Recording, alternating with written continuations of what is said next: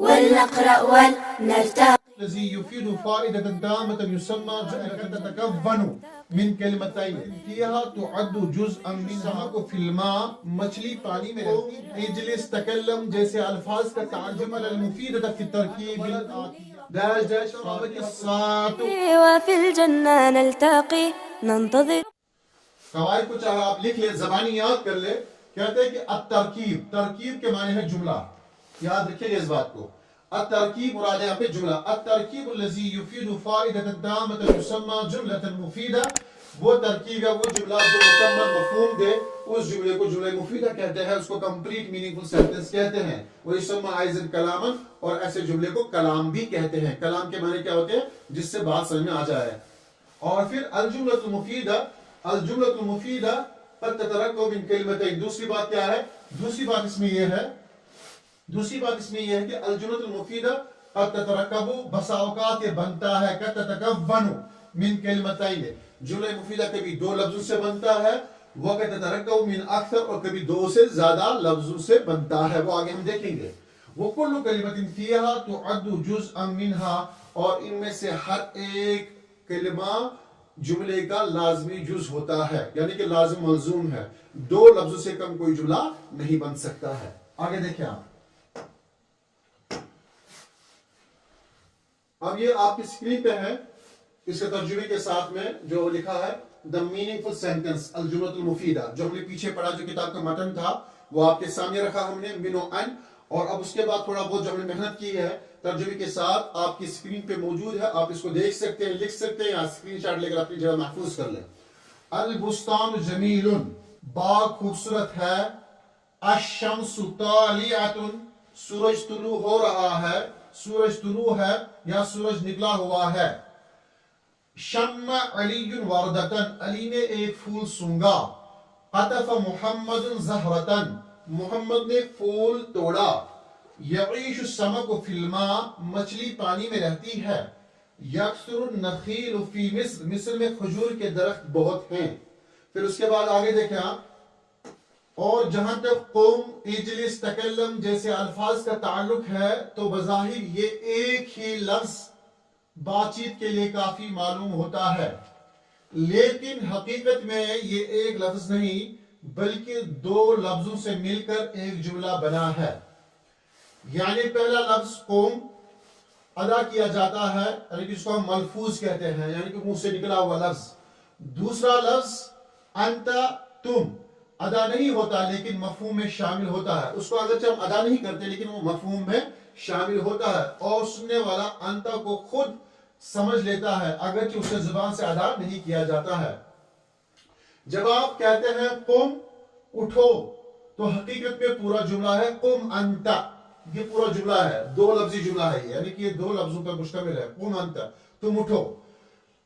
انت لفظ بولتے نہیں لیکن وہ چھپا ہوتا ہے، اس سے فاعل مستتر کہتے ہیں. یعنی کہ وہ جملے کے اندر چھپا ہوتا ہے، اس سے کیا کہتے ہیں؟ اس سے فاعل مستتر کہتے ہیں. لہذا قم بھی جملہ مفیدہ ہے، اور اجلس بھی جملہ مفیدہ ہے، اور تکلم بھی جملہ مفیدہ ہے. یہ کسی کو خیال نہ رہے کہ یہ ایک لفظ ہے اور ایک لفظ کا جملہ نہیں ہوتا ہے. لیکن جہاں جہاں فعل امر ہے وہ ایک لفظ نہیں ہوتا بلکہ وہ دو لفظوں پہ مشتمل ایک مکمل جملہ ہوتا ہے. اب یہاں پہ الجملہ مفیدہ کی کچھ تمارین یا کچھ مشقیں ہیں آپ کے سامنے. آپ اس میں سے خود چن لیں کہ کون سا جملہ مکمل ہے اور کون سا ادھورا ہے. میز الجمل المفیدہ فی الترکیب الآتیہ. نیچے دیے گئے جملوں میں سے آپ جملہ مفیدہ کو الگ کریں اور جملہ ناقصہ جو ادھورے جملے ہیں ان کو الگ بیان کریں. یہاں پہ لکھا ہے لیس الجو، موسم نہیں. بتائیے کہ جملہ پورا ہے کہ ادھورا ہے. یہاں پہ یہ بھی بات یاد رکھے، جس طرح دو لفظ سے مل کر جملہ پورا ہوتا ہے، کوئی ضروری نہیں کہ دو لفظ سے مل کر مفہوم بھی پورا ہو جائے. بسا ہوگا دو لفظ ملنے کے باوجود بھی جملہ ادھورا ہوتا ہے. میں نے یہ بات کہی کہ دو لفظ چاہیے کم سے کم مکمل جملے کے لیے، لیکن یہ میں نے نہیں کہا کہ ہر دو جملے والا لفظ جو ہے، ہر دو جملے والا سینٹنس جو ہے وہ کمپلیٹ سینٹنس دیتا ہے، کمپلیٹ مفہوم دیتا ہے. ایسا ہرگز نہیں ہے، بلکہ کم سے کم مکمل جملہ، کم سے کم میننگ فل سینٹنس کے لیے دو لفظ ضروری چاہیے. لیکن کبھی کبھی ایسا بھی ہوتا ہے کہ دو لفظ ملنے کے باوجود بھی مکمل مفہوم ادا نہیں کرتے ہیں. جیسے کہ یہاں پہ دیکھیں آپ لیس الجو موسم نہیں, موسم کیا نہیں یہ پتہ نہیں ہے, لہذا یہ کیا ہے جملہ غیر مفیدہ ہے, ادھورا جملہ ہے یہ. یہاں پہ دیکھیں آپ اکل فرید, فرید نے کھایا, یہ جملہ کیا ہے یہ مکمل جملہ ہے, دو لفظوں پر مشتمل ہے, جملہ مفیدہ ہے یعنی کہ پورا مفہوم ادا ہو گیا.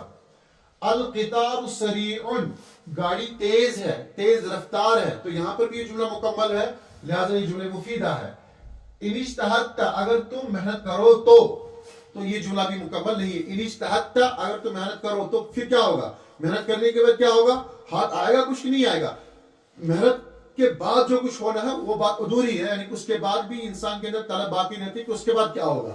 ان اجتہدت, اگر تم محنت کرو تو یہ جملہ غیر مفیدہ ہے کہ مشروط جملہ ہے, ادھورا ہے یہ جملہ مشروط ہے کسی شرط کے ساتھ جو ابھی بیان نہیں کی گئی ہے. لیت المریض, کاش مریض, اب یہ دیکھیں یہ جملہ بھی ادھورا ہے, یہ دو لفظ تو ہے اس میں لیکن جملہ کمپلیٹ نہیں ہے, یہ بھی غیر مفید ہے. الثوب نظیف, کپڑا صاف ہے, جملہ مفید ہے, جملہ پورا مکمل ہے. الکتاب الذی, وہ کتاب جو, الکتاب الذی جو کتاب, یہ بھی کمپلیٹ نہیں ہے, یہ بھی ادھورا ہے, یعنی کہ خبر اس کی ہے ہی نہیں کہ کیا ہے, آگے کیا ہونا ہے.